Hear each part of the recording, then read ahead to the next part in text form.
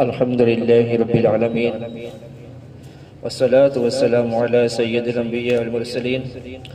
أما بعد فأعوذ بالله من الشيطان الرجيم بسم الله الرحمن الرحيم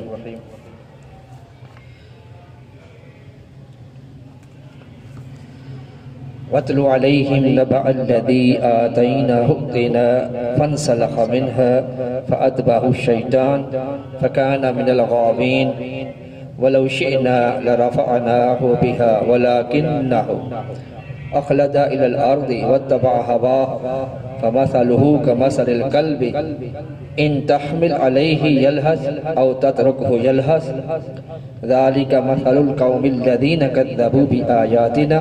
فاقصص القصص لعلهم يتفكرون آمنت بالله صدق الله العظيم وبلغنا رسوله النبي الكريم ونحن على ذلك لمن الشاهدين والشاكرين والحمد لله رب العالمين. قال الله تبارك وتعالى في شأن حبيبه صلى الله تعالى عليه وآله وسلم مخبرا وآمرا إن الله وملائكته يصلون على النبي يا أيها الذين آمنوا صلوا عليه وسلموا تسليما. الصلاة والسلام عليك يا سيدي يا رسول الله وعلى آلك وأصحابك يا حبيب الله. نویں پارے کی سورۃ الاعراف آیت نمبر 175 اور 176 175 اور 176 آیت مقدسہ ہے جس میں اللہ تبارک و تعالی ارشاد فرماتا ہے وَاتْلُ عَلَيْهِمْ نَبَأَ الَّذِي اور اے محبوب صلی اللہ تعالی علیہ وآلہ وسلم انہیں اس کا احوال سناؤ جسے ہم نے نَبَأَ الَّذِي آتَيْنَهُ آیاتنا جسے ہم نے اپنی آیتیں دی فَانْسَلَخَ مِنْهَا تو وہ ان سے صاف نکل گیا فَأَتْبَعَهُ الشَّيْطَانِ تو شیطان اس کے پیچھے لگا فَكَانَ مِنَ الْغَاوِينَ تو گمراہوں میں ہو گیا وَلَوْ شِئْنَا لَرَفَعْنَاهُ بِهَا اور ہم چاہتے تو آیتوں کے سبب اسے اٹھا لیتے وَلَكِنَّهُ أَخْلَدَ إِلَى الْأَرْضِ مگر وہ تو زمین پکڑ گیا وَاتَّبَعَ هَوَاهُ اور اپنی خواہش کا تابع ہوا فَمَثَلُهُ كَمَثَلِ الْكَلْبِ تو اس کا حال کتے کی طرح ہے تو اس پر حملہ کرے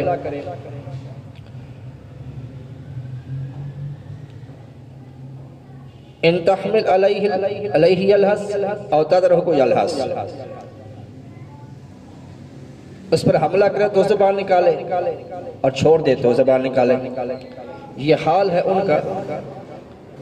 ذالک مثل القوم الذین کذبوا بآیاتنا جنہوں نے ہماری آیتیں جھٹلائیں فاقصص القصص لعلہم یتفکرون تو تم نصیحت سناؤ کہ کہیں وہ دھیان کریں. یار اس لئے بھائیو یہ بلعم بعورا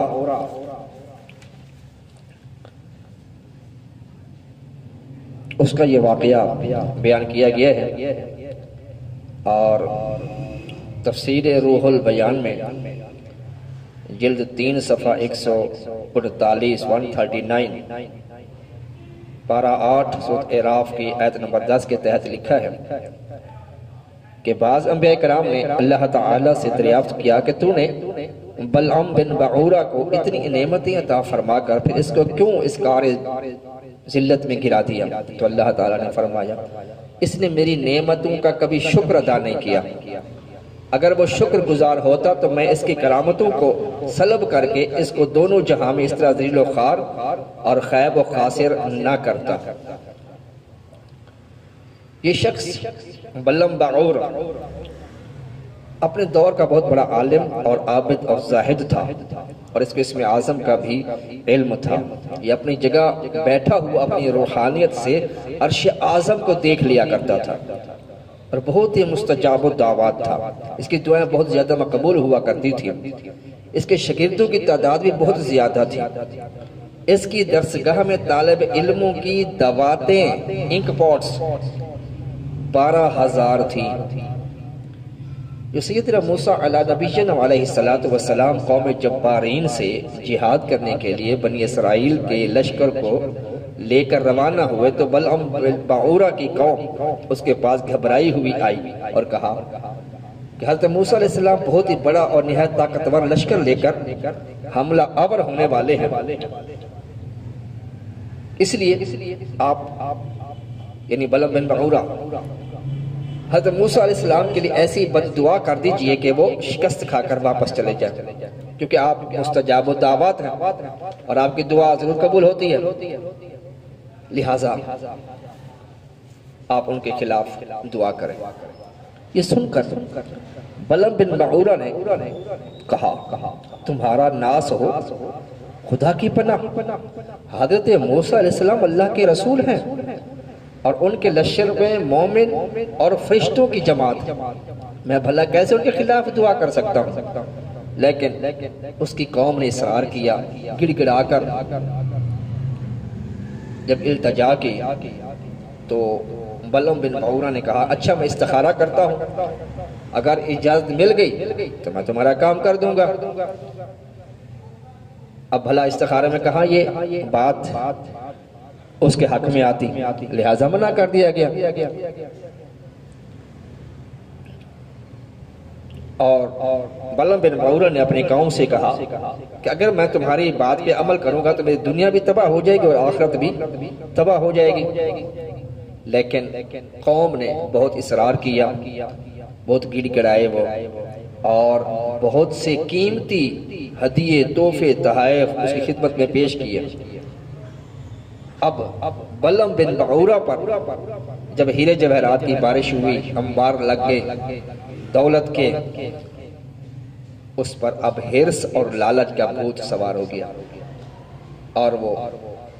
مال کے فتنے میں مبتلا ہو گیا اور اپنی گدھی پر سوار ہو کر چل پڑا، لیکن راستے میں گدھی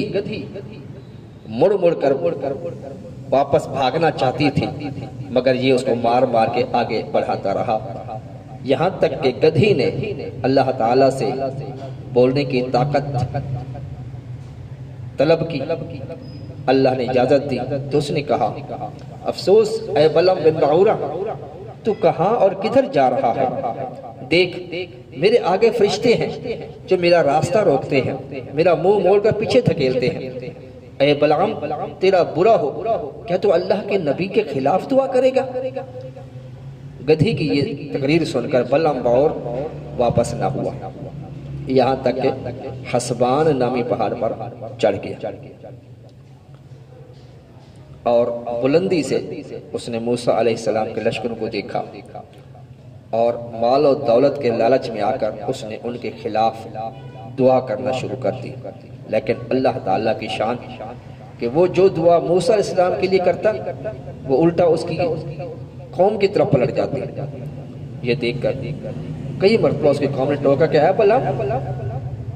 یہ تو کیسی دعا کر رہا ہے؟ تو نے موسیٰ علیہ السلام کے خلاف دعا کرنے کے بجائے ہمارے لیے، ہماری تباہی کے لیے ہمارے خلاف دعا کر رہا ہے۔ اب بلعم بن بعورہ نے کہا اے میری قوم میں کیا کروں،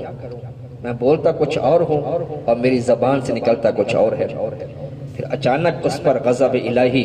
نازل ہوا اور اس کی زبان لٹک کر اس کے سینے پر آ گئی۔ اس وقت بلعم بن بعورہ نے اپنی قوم سے کہا افسوس میری دنیا اور آخرت دونوں برباد اور غارت ہو گئی، میرا ایمان جاتا رہا اور میں قہر قہار و غضب جبار میں گرفتار ہو گیا اور میری کوئی دعا قبول نہیں ہوتی۔ مگر میں تم لوگوں کو مکر کی ایک چال بتاتا ہوں، تم لوگ ایسا کرو تو شاید موسیٰ علیہ السلام کے لشکروں کو شکست ہو جائے۔ تم لوگ ہزاروں خوبصورت لڑکیاں بہترین پوشاک اور زیورات پہنا کر بنی اسرائیل کے لشکروں میں بھیج دو، اگر اس لشکر میں سے ایک بندے نے بھی زنا کر لیا تو پھر سارے لشکر کو اس کی نحوست پہنچے گی۔ انہوں نے ایسا کیا اور ایک شخص نے، ایک رئیس جو تھا، اس نے ایک لڑکی کے حسن و جمال کا فرشتہ ہو کر اس کو اپنی گود میں اٹھایا اور سیدنا موسیٰ علیہ الصلوۃ والسلام کی بارگاہ میں حاضر ہوا کہ اے اللہ کے نبی علیہ السلام، یہ عورت میرے لیے حلال ہے یا نہیں؟ آپ نے فرمایا خبردار، یہ تیرے لیے حرام ہے، فوراً اس کو اپنے سے الگ کر دے اور اللہ کے عذاب سے ڈر۔ مگر اس رئیس پر شہوت کا ایسا غلبہ اور ایسا زبردست شہوت کا بھوت سوار تھا کہ اس نے اپنے نبی علیہ السلام کی بات کو ٹال دیا اور زناکاری میں مشغول ہو گیا۔ اس گناہ کی نحوست کا یہ اثر ہوا کہ بنی اسرائیل کے لشکر میں اچانک طاعون کی وبا پھیل گئی اور چند ہی لمحات میں 70,000 آدمی مر گئے اور سارا لشکر تتر بتر ناکام و نامراد واپس چلا آیا اور موسیٰ علیہ السلام کے قلب مبارک پر بہت ہی صدمہ گزرا۔ تو پیارے اسلامی بھائیوں، بلعم بن بعورہ پہاڑ سے نیچے اترا اور وہ مردود ہو چکا تھا، اس کی زبان آخر دم تک اس کے سینے پر لٹکتی رہی اور بے ایمان ہو کر وہ مر گیا۔ اب اس واقعے سے ہمیں کیا سبق حاصل ہوتا ہے؟ اس سے ہمیں یہ سبق ملتا ہے کہ ہمارے عالموں کو اور ہمارے لیڈروں کو جو مالداروں یا حکومتوں سے رقمیں لے کر خلاف شریعت باتیں کرتے ہیں اور جان بوجھ کر دین و ایمان کا سودا کرتے ہیں۔ بلعم بن بعورہ کتنا بڑا عالم تھا، کیا مقام تھا اس کی، کیا فضیلت تھی اس کی،